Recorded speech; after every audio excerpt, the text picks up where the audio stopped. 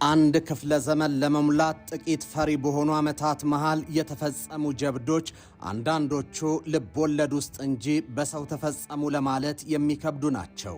የወገንን ልብ ያሞቁ በጠላት ቀጠና በተከበበ ክልል ላንቃቸውን ሽቅብ የከፈቱ አፈሙዞችን ተረማምዶ የጠላት ወረዳን ዶግ አመድ የማድረግ ትንግርት ለአየር ኃይሉ መደበኛ የግዳጅ ግብሩ ሆኖ ሰንብቷል። እዚህ ቤት ግዳጅን በተገቢ ሁኔታ መፈጸም ብርቅ አይደለም። እዚህ ቤት የጠላት ቅጥርን ሰብሮ ማለፍ አጃይብ አያስብልም። እልፍ ጀብዶች ሰማዩን ጋልቦ ሲፈጸሙ በኖሩበት ተቋም የላቀ ጀብድ መፈጸም ብቻ ልዩ ያደርጋል። እያወራን ያለነው ስለ ኢፌዴሪ አየር ኃይል ነው። 90 የጀግንነት ዓመታት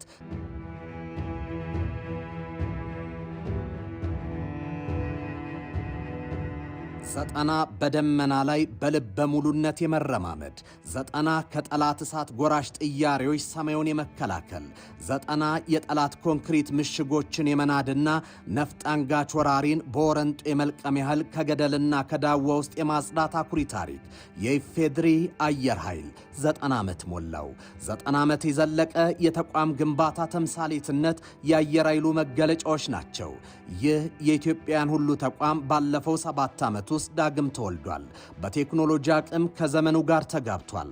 በዓለም የወታደራዊ አቪዬሽን ዘርፍ ግስጋሴ ራሱን ዋጅቷል። ዛሬ ብቻ ሳይሆን ነገም ሰማዩ የእኛ ነው ያስባሉ ለውጦችን አስተናግዷል። ዛሬ ድሮኖችን ከግዢ ባለፈ በሀገር ውስጥ እስከ ማምረት የደረሰ አቅምን ገንብቷል። ጤና ይስጥልኝ። ይህ ኢትዮ መልህቅ ነው። መልህቃችን የኢፌዴሪ አየር ኃይል የ90 ዓመታት ጉዞ የአየር ኃይሉን የአንድ ክፍለ ዘመን የውጣ ውረድ ውሎች የዛሬ የማድረግ አቅሙንና በቴክኖሎጂ ዘርፍ ነገን የዋጀ ግብሩን እየዳሰስን አብረናችሁን ቆያለን። አብራችሁን ቆዩ።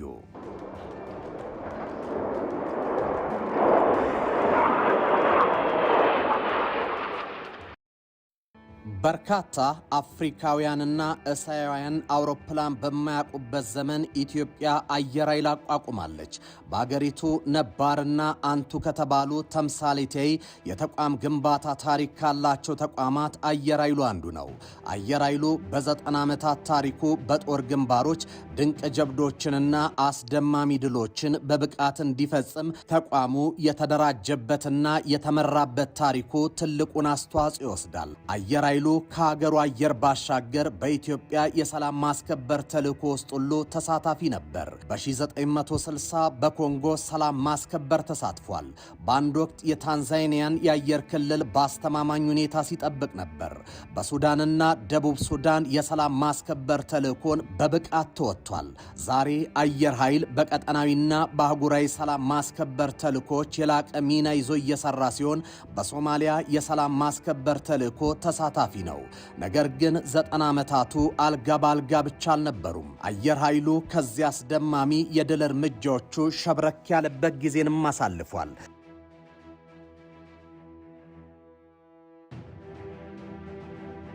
ሆኖም አስደናቂው ግስጋሴው የውድቀት ጥፋት አጋጥሞት 1982 ላይ ፍሬን ይዟል።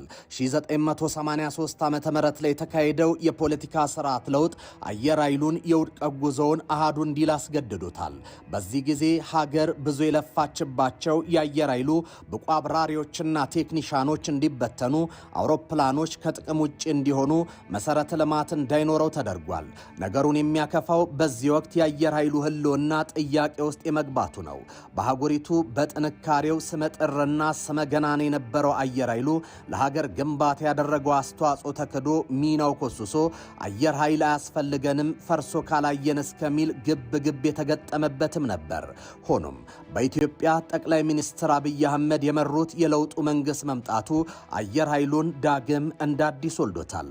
የኢትዮጵያ አየር ኃይል እስከ ደርግ መንግስት መጨረሻ ድረስ እጅግ ፕሮፌሽናል በደንብ የታጠቀ በአፍሪካ ክብር ያለው አየር ኃይል ነው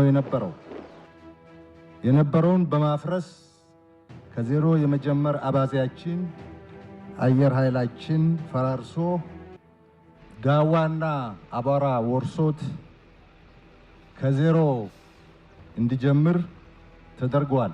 89 ዓመት የቆየ አየር ኃይል ነው ያለው። ይሄ አየር ኃይል በቀደመ ታሪኩ አፍሪካ ውስጥ ስመጥር የሚባል ተቋም ነው። ለምሳሌ ታንዛኒያ ነፃ ከወጣች በኋላ የታንዛኒያ ጎረቤት የሆነው ሞዛምቢክ በፖርቹጋል ስር ከኮሎኒ ነፃ አልወጣም ነበር። በዚያ ጊዜ የኢትዮጵያ አየር ኃይል ታንዛኒያ ድረስ በመሄድ ለወራት በራሱ አውሮፕላንና በራሱ ፓይለቶች ለወራት የታንዛኒያ የአየር ክልል ከጎረቤት የፖርቹጋል ፎርስ ይከላከል ነበር። ከራሱ አልፎ የሌሎች አፍሪካ ወንድሞቹን የአየር ክልል ለመጠበቅ የሚያስችል ብቃት ነበረው። ነገር ግን ባለፉት 30 ዓመታት ገደማ በጣም ከተመቱ፣ ከተዳከሙ፣ በሁለት እግራቸው ቆሞ መጓዝ ከተቸገሩ ተቋማት አንዱ የኢትዮጵያ አየር ኃይል ነው። ኤርፎርስ ላይ ባለፉት 2 3 4 ዓመታት ያው ሁላችሁም እንደምታውቁት ከፍተኛ ክትትል፣ ቁጥጥር፣ ድጋፍ ይደረግ ነበረ። የተገኘው ውጤት ግን ኢምፕሬሲቭ ነው። እውነት ለመናገር ኢትዮጵያውያን ሊኮሩ ይገባቸዋል። የኢትዮጵያ አየር ኃይል በጣም ጠንካራ ቁመና ላይ ይገኛል። ይህ ቁመና አሁን ያለንበት ደረጃ ብዙ ያደከመን ብዙ ያስወጣን ቢሆንም እዚህ አሁን ያለበት ደረጃ በዚህ ጊዜ እንደርሳለን ብሎ መገመት ግን የዛሬ 5-6 ዓመት ለመጣ ሰው አይታሰብ። ጠቅላይ ሚኒስትር ዶክተር አብይ አህመድ ከፍተኛ ሪፎርም ካካሄዱባቸው ተቋማት መካከል አየር ኃይሉ ፊት መስመር ላይ አለ። ባለፉት 7 ዓመታት ኢትዮጵያ የላቀ አየር ኃይል ያስፈልጋታል የሚለው የመንግስት አቋም ተቋሙ በፖሊሲና በበጀት ስትራቴጂያዊ ለውጥ እንዲያደርግም አስችሎታል። በእነዚህ ዓመታት ውስጥ ከፖለቲካዊ የስርዓት ለውጦች ባሻገር ያለ ዘላቂ ተቋም መገንባትን ታሳቢ ያደረገ ተቋማዊ ግንባታ ተከናውኗል። ዛሬ አየር ኃይሉ በታጠቀው ቴክኖሎጂና የማድረግ አቅሙ ስሌት ውስጥ ሲገባ በታሪክ ውስጥ ከፍተኛ ደረጃ ላይ ደርሷል። የሰው ኃይል ግንባታ፣ ትጥቅ ማዘመን፣ የውጊያ መሰረተ ልማቶችን መገንባትና አየር ኃይሉ ስሙን ክብሩንና አቅሙን የሚመጥን ምቹ የሥራ አካባቢ ተገንብቶለታል። ሪፎርሙ አየር ኃይሉን እንደ አዲስ ከመፍጠር ባሻገር የቀደመ ስምና ክብሩን መልሶ የማድረግ አቅሙን አልቆታል። ከዘመኑ የቴክኖሎጂ አብዮት ጋር አዋዶ ዘመኑን የዋጀ ተቋም አድርጎ ወልዶታል። በዚህም የኢትዮጵያ አየር ክልልን የሚያስጠብቁ ሀገር ወዳድ ሙያተኛና አመራር፣ ዘመናዊ ትጥቆች፣ የውጊያ መሰረተ ልማትና ምቹ የሥራ አካባቢ ተፈጥሯል። ይህ ብቻ አይደለም። አየር ኃይሉ ዛሬ እሽቅድድም በበዛበት ዓለም ከጊዜ ጋር መራመድ ችሏል። በነገው ዓለም ተወዳዳሪ ማድረግ የሚያስችለውን አቅምም ፈጥሯል። በተለይም አሁን ዓለም ከአየር ኃይል እስከ ሳይበር የበላይነቱን ለማሳየት ውድድርና ሩጫ ውስጥ በገባበት ጊዜ ኢትዮጵያ በውድድሩ በአፍሪካ አህጉር ቀዳሚ አየር ኃይል መገንባትን ታሳቢ አድርጋ እየሰራች ትገኛለችም። እንግዲህ የዚህ ተቋም ህልም በ2030 የዛሬ 6 ዓመት ገደማ በአፍሪካ ውስጥ አንዱ ስመጥር ሰፕላየር መሆን ነው። ለአፍሪካ ማርኬት በዩኤቪ እና የተለያዩ የአውሮፕላን ፓርቶች እና አውሮፕላኖች ለአፍሪካ ማርኬት ማምረት ማቅረብ እንፈልጋለን። አሁን ኢትዮጵያ ያንን የመወዳደር ፍላጎት ስላላት ወደዚያ ገበያ ትገባለች። ምንም ጥርጥር የለውም። በ2030 ለበርካታ ሀገራት አውሮፕላኖች፣ ዩኤቪዎች እናቀርባለን።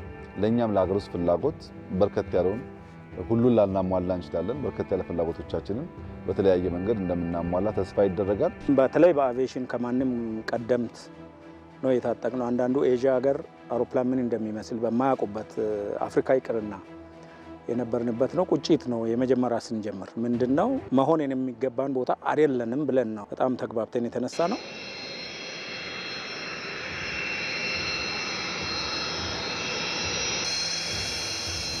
የኢትዮጵያ አየር ኃይል በታሪኩ ከፍተኛ የማድረግ አቅሙ ላይ ይገኛል። ከዘላቂ ተቋም የመገንባት ሪፎርም፣ የውጊያ መሰረተ ልማት ግንባታ፣ ከምቹ የሥራ አካባቢ መፍጠር ባሻገር የትጥቅ ግዢዎችና ትጥቆችን ማምረት የማድረግ አቅሙን በታሪክ ከፍተኛው ማማው ላይ ከሰቀሉት ምክንያቶች መካከል ይጠቀሳሉ። በአየር ኃይል በተካሄደው ሪፎርም ምክንያት እጅግ ዘመናዊ ድሮኖች ባለቤትም ሆኗል። ዛሬ ኢትዮጵያ በዓለም ላይ ምርጥ ናቸው የሚባሉትን የድሮን ቴክኖሎጂ ባለቤት ናት። አየር ኃይሉ አቅሙን በሀገራት የውስጥ ጉዳዮች እየገባ በሚፈተፍት የቀጠናውን ረብሾ አደር መንግስት ትከሻ ልክ የትጥቅ ግዢ አቅሙን አልወሰንም። ከዚያ ይልቅ ከየትኛውም በየትኛውም ሁኔታ የኢትዮጵያን ሀገራዊ ጥቅም አደጋ ላይ ሊጥል የሚችል ጉልበተኛ መንግስት ቢመጣ እንኳን መከላከል የሚያስችል አቅምን መገንባት ታሳቢ ያደረገ ነው። የአየር ኃይሉ የትጥቅ ራስን የማደራጀት ግቡም በየትኛውም አቅጣጫ የሚመጣ ጠላትን ተከላክሎ የኢትዮጵያን ጥቅም ማስከበር መሪ ያደረገ ነው። የኢፌዴሪ አየር ኃይል ሀያላኑ ሀገራት ጦር አውድማዎች ላይ እየተጠቀሙባቸው ያሉ ዘመናዊ የጦር አውሮፕላኖችን ያንቀሳቅሳል። ተቋሙ ከዛሬ ባሻገር ነገን ተመልክቷል። አየር ኃይሉ የታጠቃቸው መሳሪያዎች ዘመኑን የዋጁ የማድረግ አቅምን ያላቁና ዘላቂ ተቋማዊ ግንባታን መሰረት ያደረጉ መሆናቸው ታይቷል። የመንግስት ግብ ሰላም ነው። ከሰላም እናተርፋለን፣ በአብሮነትና በትብብር የሚገኝ በረከቶችን እናጭዳለን የሚለው ራዕዩ በመከላከያ ኃይል በተለይም በአየር ኃይል ተቋማዊ ግንባታ ውስጥ ምሰሶ ሆኖ ታይቷል። የመከላከያ ኃይሉ ግንባታ ቀጠናውን እንደሚበጠብጡ አካላት በየሰው ሀገር እየገቡ ግጭትን ለመጥመቅ ሳይሆን የሀገሪቱን ኢኮኖሚያዊ እድገት በወታደራዊ አቅም ማስደገፍ መቻልን ግብ ያደረገ ነው። ለዛ ነው የጠቅላይ ሚኒስትር አብይ አህመድ የመከላከያ ኃይል ሪፎርም አልፎም የአየር ኃይል ለውጥ ማሻሻዎች ማምረትን ታላሚ ያደረጉት። ዛሬ ኢትዮጵያ ተተኳሽ በሀገር ውስጥ ታመርታለች። ከዚህ ባሻገር ብሔሩ አባይ ድሮኖችን እያመረተች ነው።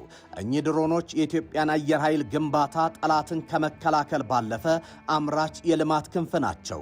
ድሮኖቹ ከወታደራዊ ግልጋሎት በተጨማሪ በኢትዮጵያ ለሲቪል አገልግሎት እየተዘጋጁ ነው።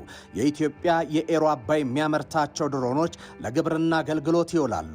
ድሮኖቹ የምርት መጠንን ለማሻሻል፣ ለሰብል ክትትል፣ ጸረ ተባይ መድኃኒቶችን ለመርጨትና የመስኖ ስርዓትን ለማመቻቸት እየዋሉ ነው። ከዚህ ባሻገር የሕክምና አቅርቦቶችና መሳሪያዎችን ወደ ሩቅና ለመድረስ አስቸጋሪ ወደሆኑ አካባቢዎች ለማድረስ ድሮኖችን ለመጠቀም ፕሮጀክቶችም አሉ። በኢኮኖሚ የጀመርናቸውን ጉዞዎች በወታደራዊ አቅም እያስደገፉ መሄድ ያስፈልጋል።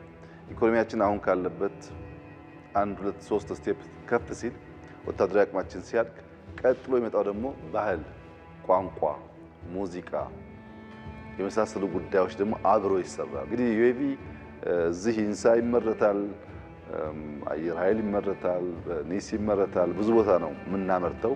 ካፓሲቲያቸው ይለያያል። ከጥቂት ዓመታት በፊት ዩኤቪ መታጠቅ ሳይሆን መግዛት ፈተና ነበረብን። ገዝተን መጠቀም ከቻልን በኋላ በተለያየ ደረጃ ማምረት የምትችል ሀገር ናለች። የምናመርታቸውም በውስን ቦታ የታጠሩ ሳይሆኑ ለኮመርሻል ፐርፐዝ የሚውሉ፣ ለሰርቪላንስ ፐርፐዝ የሚውሉ፣ ለኦፕሬሽን ፐርፐዝ የሚውሉ በጣም በርካታ ድሮኖች እያመረትን ነው። እነዚህን የኢትዮጵያን ሕልውና የኢትዮጵያን ሉዓላዊነት የሚገዳደር አደጋ ሲመጣ ቴክኖሎጂውን በመጠቀም ያ የጀመርነውን ብልጽግና ለማስጠበቅ የምናውልበት ቱል ይሆናል ማለት ነው። እኚህ ሁኔታዎች ድሮንን ከሀገር የመከላከል ስራ ባሻገር ለልማት ስራዎችም በስፋት መጠቀም የሚያስችሉ መሆኑን ማሳያ ናቸው። የሀገሪቱ ኢኮኖሚ እድገት የመከላከያ ኃይልን ማስደገፍን ግብ ያደረገው ፖሊሲ በሀገሪቱ ለጦር ግዳጅ የሚውሉ ድሮኖችን ያመርታል።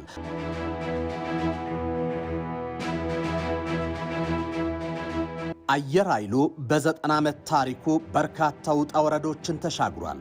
እንደ ተቋም አያስፈልግም፣ ይፍረስ፣ ይክሰም የተባለበት ጊዜ አልፎ ዛሬ በታሪኩ የከፍታው ማማ ላይ ይገኛል። በ7 ዓመቱ የሪፎርም ሥራ የሰው ኃይል ግንባታ ሙያተኛና አመራርን ማፍራት ተችሏል። ዘመናዊ ትጥቆችን፣ የውጊያ መሠረተ ልማትና ምቹ የሥራ አካባቢም ተፈጥሯል። አየር ኃይሉ በተቋም የግንባታ ሂደት ውስጥ ለአንድ ክፍለ ዘመን ጥቂት ፈሪ በሆነው ዕድሜው የሀገረ መንግስት ግንባታ ሂደት ኔሽን ቢልዲንግ ፕሮሰስ ተቋማዊ ሚናው ግዙፍ ሆኖ ይታያል። ተቋሙ ኢትዮጵያ ታፍራና ተከብራ እንድትኖር በብርቱ የሀገር ፍቅር ስሜትና ወኔ መስዋዕትነትን ከፍሏል፣ እየከፈለም ይገኛል። ተቋሙ የተጓዘበትን የግርዳናውን ሰማዩን የቀዘፈበትን የበራሪ ጄቶች ስላሰላ 90 ዓመት ቁጥር ብቻ አይደለም። 90 ዓመታት የአየር ኃይሉን ገድል አይኑን ከፍቶ ላየ ከቁጥር አድማስ የዘለለ መስዋዕትነት፣ ጀብድና ድል በደም የተጻፈባቸው አኩሪ ታሪክ ገጾች ሆኖ ያገኛቸዋል። 90 የኢትዮጵያን አየር ክልል የመጠበቅ ገድል የተከተበበት፣ 90 ሀገር አፍራሽ የጠላት ሐሳብ አየር ላይ የቀረበት፣ 90 በጠላት ወረዳ በተከበበ ከተማ የአፈሙዝ ቅጥርን ሰብሮ ጉሮ ሸባ የተጨፈረበት፣ 90 ባንዲራዋን ከፍ አድርጎ ኢትዮጵያ የጸናችባቸው ዓመታት ናቸው።